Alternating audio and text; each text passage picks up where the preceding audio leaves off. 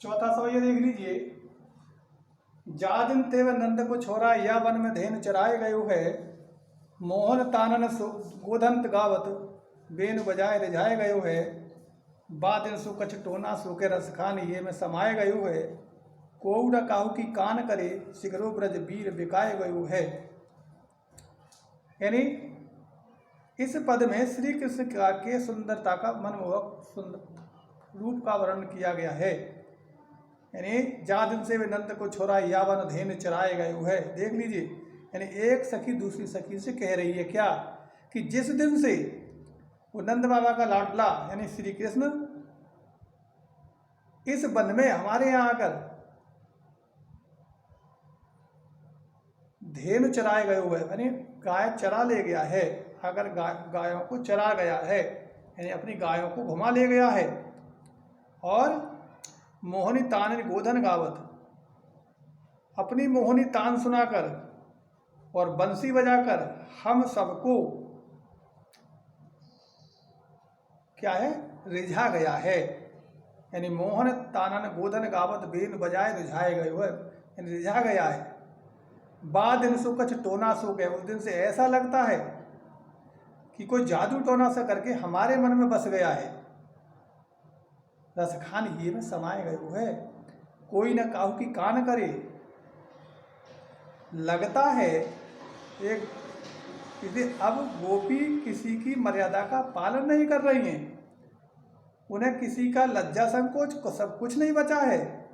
ऐसा मालूम पड़ता है कि पूरा ब्रज ही उस कृष्ण के हाथों बिक गया है, अर्थात उसने बस में कर लिया है।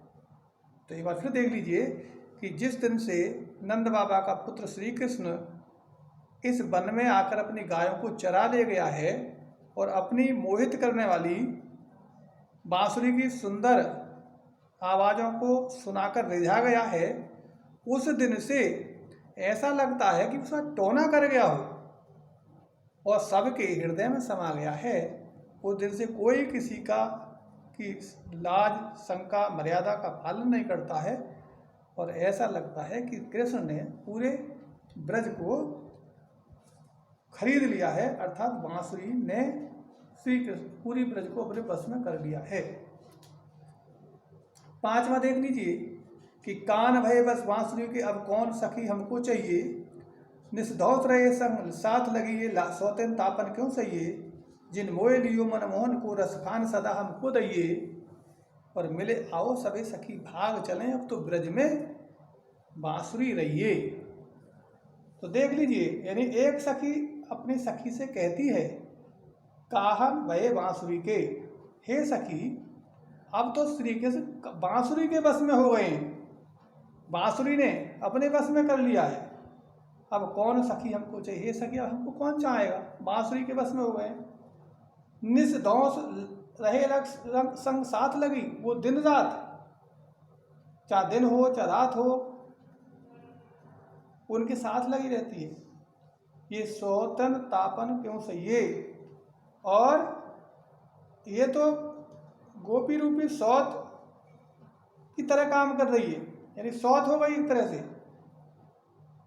जिन मोह लियो मनमोहन को, जिनसे भगवान श्री कृष्ण को अपने बस में कर लिया है, रसखान सदा हमको दइए। ये रसखान वो बांसुरी सदा हमको कष्ट पहुंचाती है। हे सखियों आओ सब मिलकर यहाँ से भाग चलें, अब तो इस ब्रज में केवल बांसुरी ही रहेगी, अब हमें यहाँ कोई रहने का अधिकार नहीं है। ऐसा एक सखी दूसरी सखी से कह रही है। एक बार फिर सुन लीजिए कि कान भये बस बांसुरी के अब कौन सखी हमको चाहिए। ये सखी ये श्री कृष्ण तो बांसुरी के बस में हो गए हैं, अब हमसे कौन प्रेम करेगा, यानी अब हमको सखी कौन चाहिए। निष्धौष रहे, निष्धौष में दिन रात, ये बांसुरी दिन रात उनके साथ लगी रहती है। ये अब गोपी सौत की ईर्ष्या के संताप को क्यों सहन करेगी।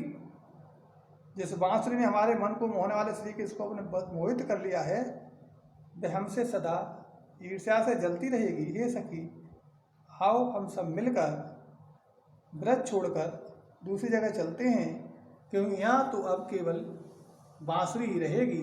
श्री के साथ प्रेम से वंचित होकर हमारा ब्रज में रहना ठीक नहीं है, या ब्रज में हम नहीं रह सकते, ब्रज में रहकर हमारी गुजर नहीं हो सकती। ऐसा गोपियाँ इस पद में अपनी व्यथा व्यक्त कर रही हैं।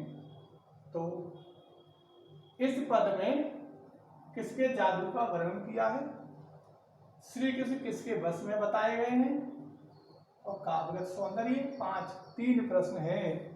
तो श्री कृष्ण के जादू का वर्णन है और बांसुरी के वश में है। काव्य सौंदर्य आप लिखेंगे, 5 पद पूरे।